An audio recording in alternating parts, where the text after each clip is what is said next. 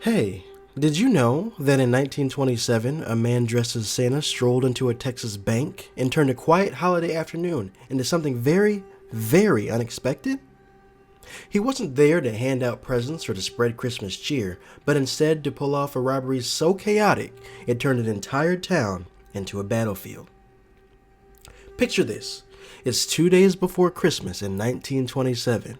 The streets of Cisco are very busy with people out for the holidays, and walking through downtown is a man dressed head to toe as Santa Claus. Children spot him and start trailing behind, excited to see Santa out in the open. He steps into the First National Bank with the kids following closely behind, and the moment he's inside, Santa reaches into his suit, doesn't pull out presents, but he pulls out a gun. And what happened next became one of the wildest crime stories in American history. This is the story of the Santa Claus bank robbery of 1927.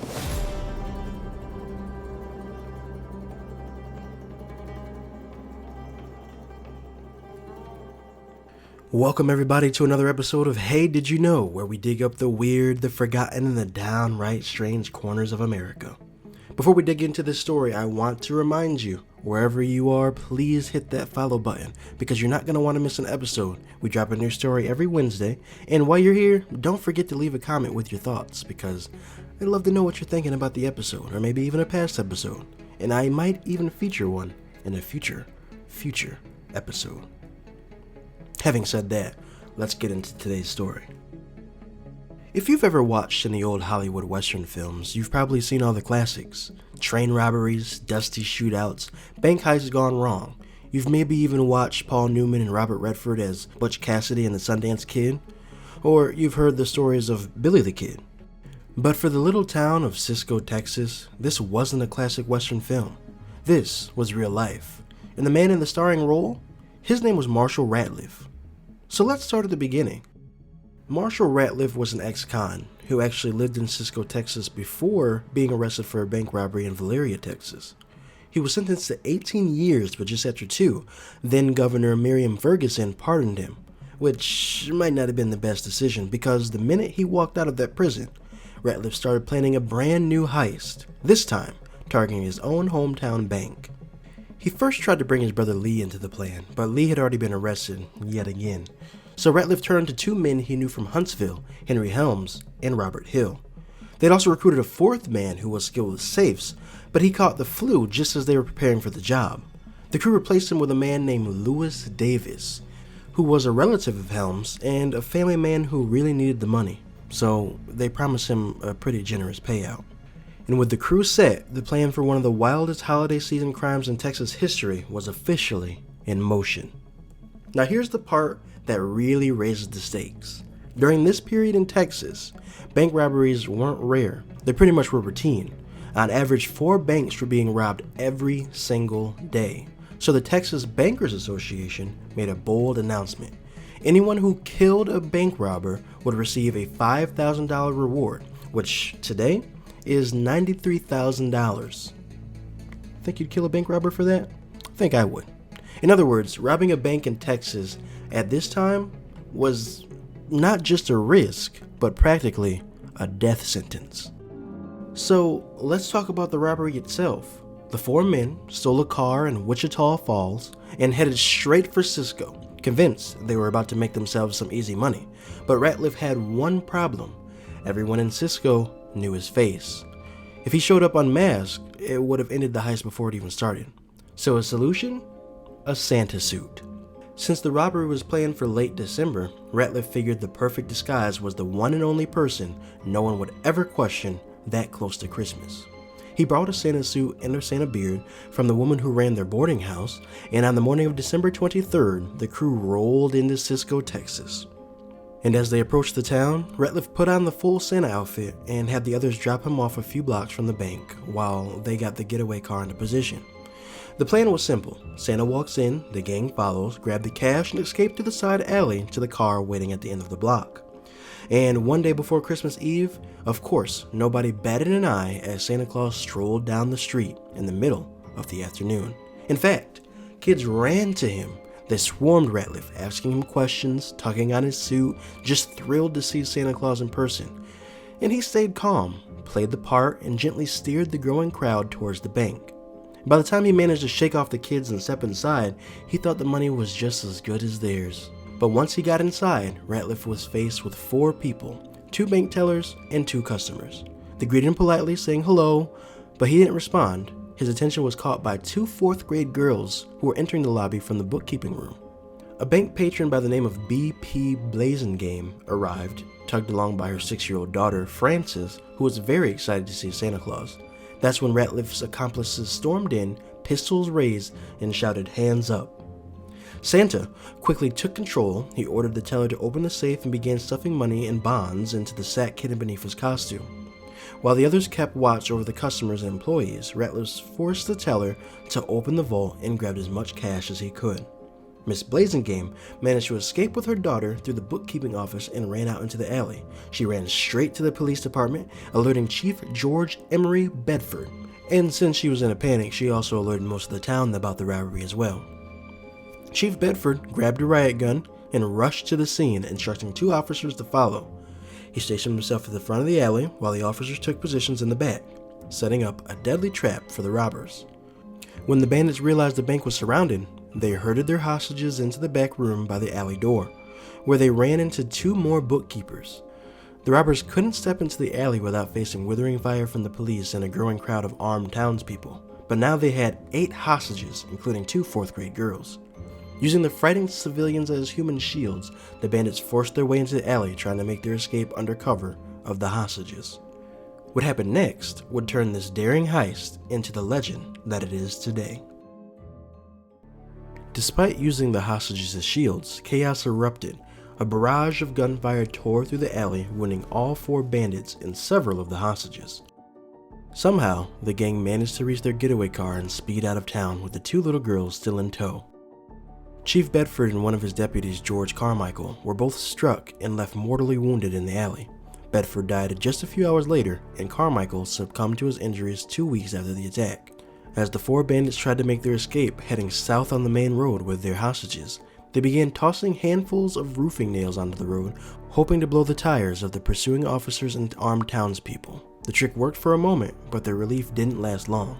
They suddenly realized they were nearly out of gas. Either a bullet had punctured their tank, or they had simply forgotten the refill after the long drive from Wichita Falls. With the chase tightening behind them and the edge of town approaching, they spotted a passing Oldsmobile driven by a 14-year-old Woodrow Wilson Harris. He was given permission by his family to drive into town for some last-minute Christmas shopping, his father in the passenger seat and his mother and grandmother in the back. The robbers forced the family out and quickly tried to move everything over: hostages, stolen money, and Lewis Davis, who had been critically wounded. And just as they piled into their new getaway car, they made the discovery that the Oldsmobile wouldn't start because young Harris had quietly slipped the keys from the ignition the moment he was ordered to stop. With Davis now unconscious, the gang abandoned him in the Oldsmobile, grabbed the 2 hostages, and scrambled back into the original car to continue the escape. The gang had stolen $12,400 in cash and $150,000 in non-negotiable securities, which is savings bonds and bank deposits, stuff like that, making it the largest bank robbery in Texas history at the time. At least it would have been. Instead, every bit of the loot was found sitting in the Harris family's abandoned car beside the gravely injured Lewis Davis. In the chaos of switching cars, they hadn't realized they had left the entire haul behind. When the armed townspeople reached the vehicle, they found Davis's barely conscious body and the bag of money untouched. The crowd paused their pursuit long enough to call for help and return the funds to the bank.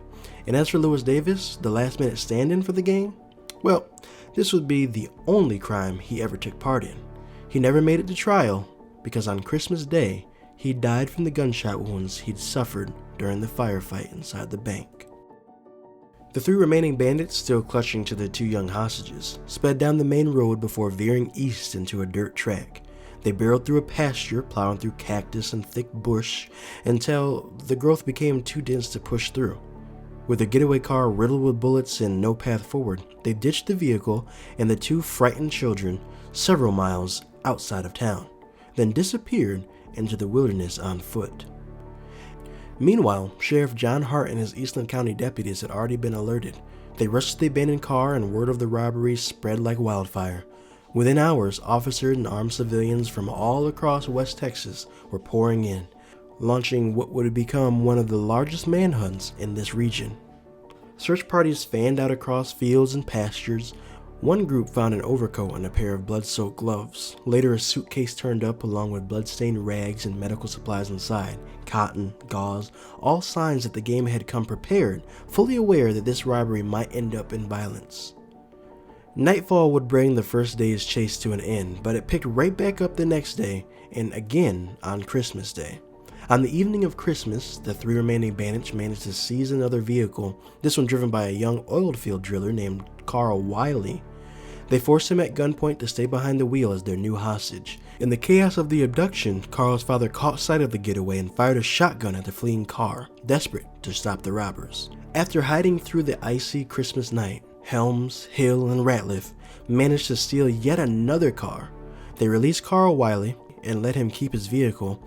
When Wiley finally reached the authorities, he reported that the bandits were in terrible shape, bleeding, exhausted, hungry, and struggling against the freezing sleet that had set over North Texas.